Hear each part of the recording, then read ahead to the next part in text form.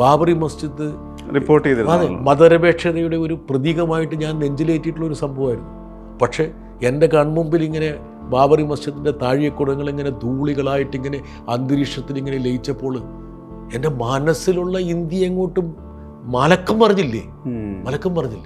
അപ്പോൾ അത്രത്തോളം ഇരുണ്ട വഴിത്താരയിലൂടെ ഇന്ത്യ കടന്നു പോകുമെന്ന് ഞാൻ അന്ന് എഴുതിയിട്ടുണ്ട്.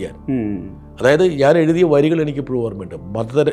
ഞാൻ ഈ പറഞ്ഞ എന്താണ് ഡിസംബറിൻ്റെ ഒരു പുലർച്ചെ ശൈത്യകാലത്ത് ഈ കോടമഞ്ഞിനെ വകഞ്ഞു മാറ്റി ഫൈസാബാദിൽ നിന്ന് അയോധ്യയിലേക്ക് യാത്ര ചെയ്തപ്പോൾ മതനിരപേക്ഷ ഭാരതത്തിന് ചരമക്കുറിപ്പെഴുതാനുള്ള യാത്രയാകുമെന്ന് ഞാൻ ഒരിക്കലും നനച്ചിരുന്നില്ല എന്നാണ് ഞാൻ അന്ന് എഴുതിയ വരികൾ.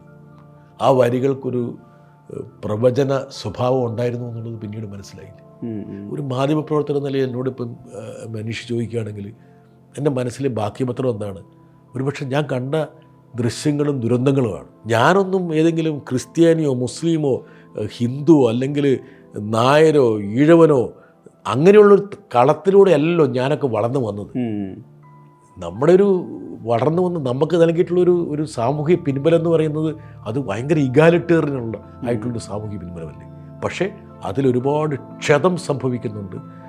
ബോധപൂർവമായിട്ട് നമ്മുടെ കേരളത്തെ മാറ്റിയെടുക്കാൻ വേണ്ടി വലിയ ശ്രമങ്ങൾ നടന്നുകൊണ്ടിരിക്കുകയാണ്. അതിൽ മാധ്യമങ്ങൾ വഹിക്കുന്ന പങ്കെന്ന് പറയുന്നത് വളരെ വിഷലിപ്തമായ പങ്കാണെന്ന് എനിക്ക് പറയാതിരിക്കാൻ വയ്യ.